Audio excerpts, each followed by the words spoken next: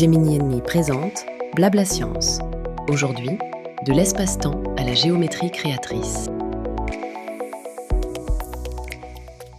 Bienvenue à tous dans cette nouvelle exploration approfondie. Aujourd'hui, on a au programme une plongée littéralement vertigineuse dans les mystères de l'architecture de notre univers. Ouais, c'est vraiment le mot.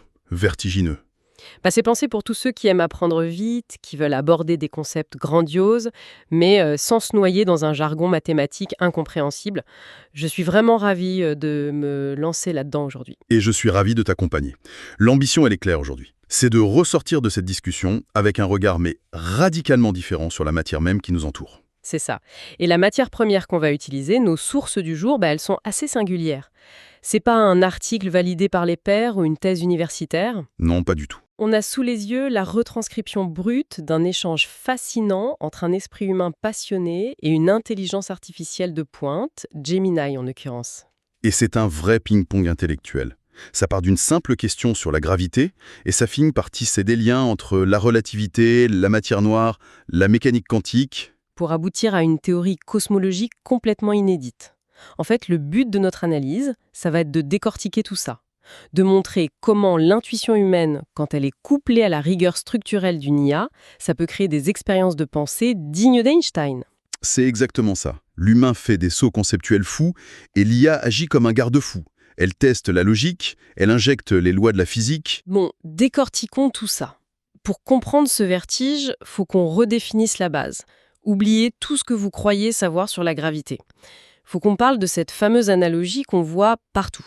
Ah, la boule de bowling sur le trampoline. Ouais, voilà. La toile tendue avec une boule lourde au milieu et on nous dit que les petites billes tombent vers le centre parce que la toile est creusée. C'est l'image de vulgarisation classique, mais elle a un défaut majeur. Elle est même hyper trompeuse parce qu'en fait, elle sous-entend qu'une force mystérieuse aspire les objets vers le bas. Exactement. On utilise la gravité terrestre qu'on ressent tous les jours pour expliquer la gravité cosmique. C'est le serpent qui se mord la queue. Ça n'explique absolument rien du mécanisme réel. Du coup, comment l'IA et l'utilisateur corrigent ça dans le document ? La clé, elle est dans le mot « espace-temps ». Le trampoline, il oublie le temps. L'IA rappelle une chose fondamentale. L'immobilité dans l'univers, ça n'existe pas. Attends, même si je suis assise sans bouger sur ma chaise, ok. Même assise sur ta chaise, tu es immobile dans l'espace, oui, mais tu avances dans le temps. Et tu avances dans le temps à la vitesse de la lumière. Toujours. D'accord. Et la masse d'une planète, elle ne courbe pas que l'espace, elle courbe ce temps.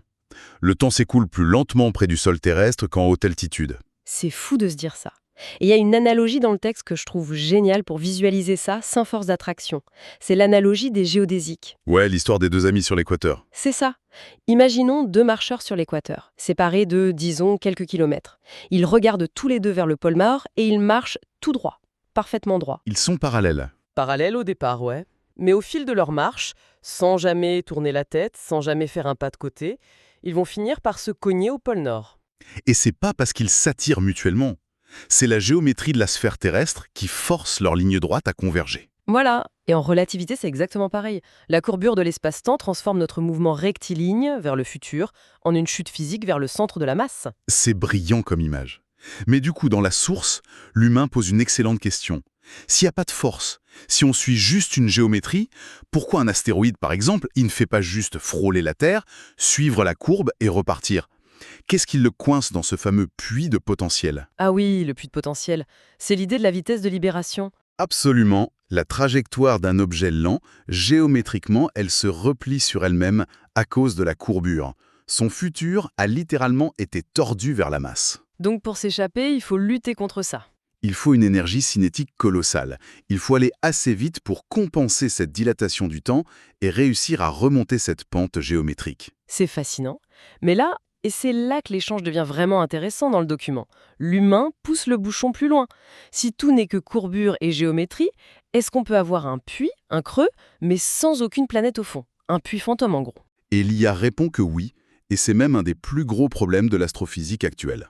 Le document synthétise 3 grandes hypothèses pour expliquer ces courbures sans matière apparente. On commence par la plus connue, je suppose, la matière noire. Et par rapport aux étoiles qu'on voit. Donc la théorie dominante, c'est qu'il y a une masse invisible, des particules qu'on ne détecte pas, qui creusent ce puits. Ok, ça c'est la théorie classique. Mais il y en a une deuxième, monde, je crois. Monde, oui. La dynamique newtonienne modifiée. Là, on dit qu'il n'y a pas de matière invisible, c'est juste que nos équations de la gravité se trompent à très très grande échelle. Les lois de la géométrie changent d'elles-mêmes. Et la troisième, celle-là, je la trouvais incroyable. Les géants de Wheeler. John Wheeler, oui. L'idée, c'est qu'une onde, comme une onde gravitationnelle par exemple, pourrait être tellement concentrée, tellement énergétique, qu'elle courbe l'espace autour d'elle au point de s'y retrouver piégée. Une onde qui orbite autour de sa propre gravité sans aucune particule matérielle. C'est complètement fou.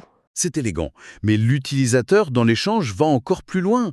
Il renverse le plateau. Il demande à l'IA, Et s'il y avait l'inverse d'un puits, une colline?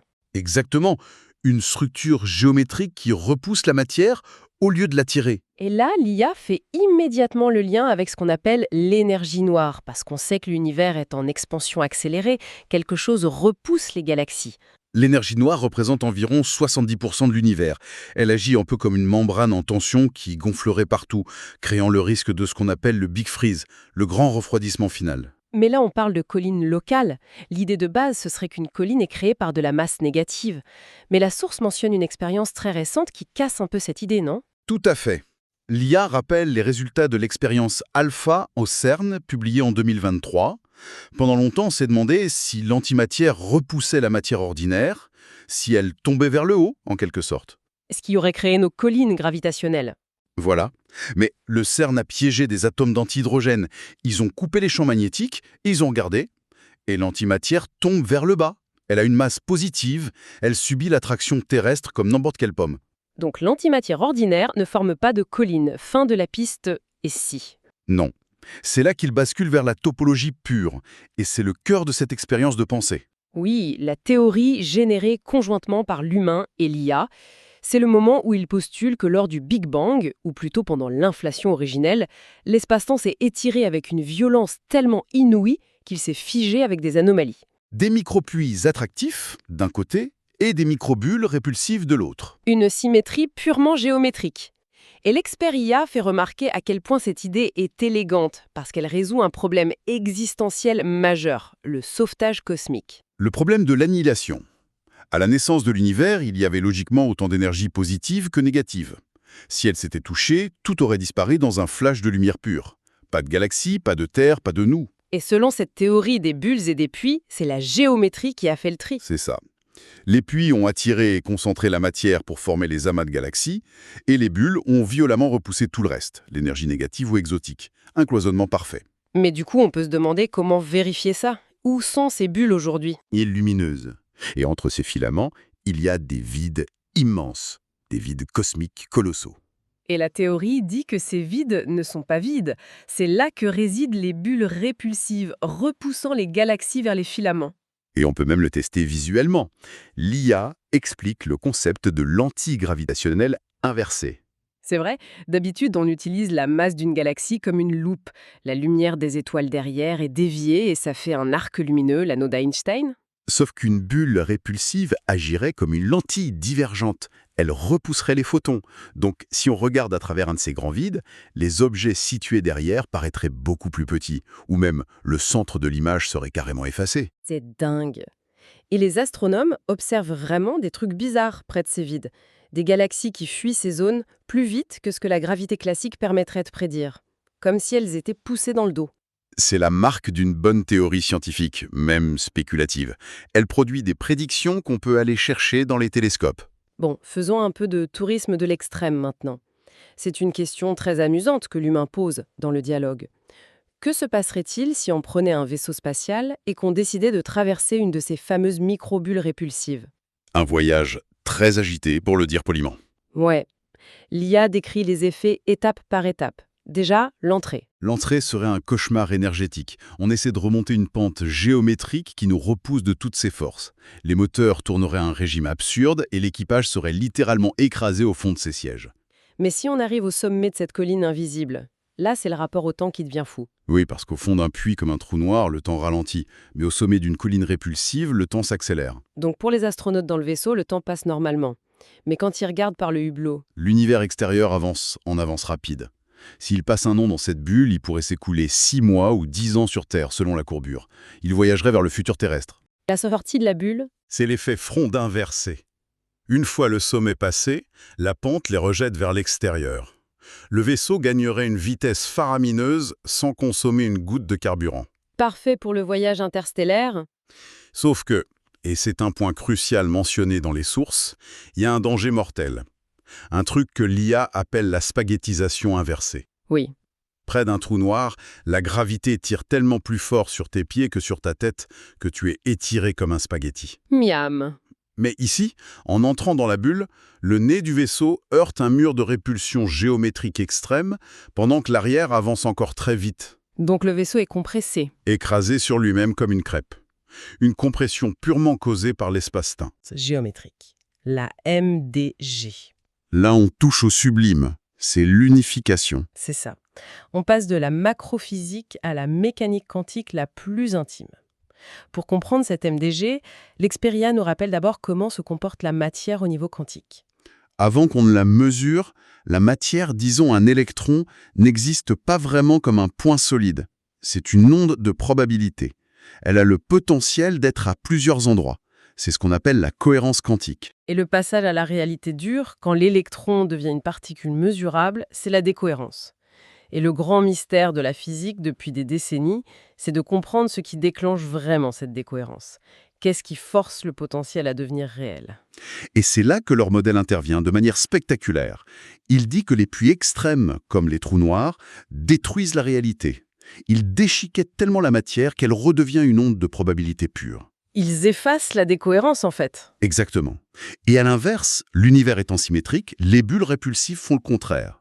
Cette matrice de décohérence géométrique postule que c'est la pression de ces bulles qui fabrique la réalité. Donc, quand une onde quantique flotte et vient buter contre une de ces collines invisibles, elle subit une pression topologique monumentale. La bulle compresse l'onde. Elle réduit l'espace disponible pour que l'onde reste floue. Et sous cette pression, l'onde n'a d'autre choix géométrique que de s'effondrer sur un coin précis. Elle se matérialise. L'espace-temps n'est plus juste la scène vide sur laquelle on joue la pièce, c'est le moule. Le moule de la réalité. C'est ça qui est fascinant, c'est la géométrie elle-même qui force la matière à exister physiquement. Quand on lit ça, on se rend compte que cette exploration, ça nous emmène bien au-delà des simples équations. Ça touche à la philosophie presque. Et ça montre l'importance cruciale de ce qu'on est en train de faire aujourd'hui avec cette source. Parce que l'histoire des sciences est pavée de ces expériences de pensée. Maxwell, qui imagine des engrenages dans le vide pour comprendre l'électromagnétisme, Einstein, qui s'imagine chevauchant un rayon de lumière. Et aujourd'hui, cette tradition, elle continue, mais sous forme d'un dialogue entre notre intuition humaine, un peu folle parfois, et la rigueur d'une IA de pointe. C'est une boussole pour la physique de demain. Complètement.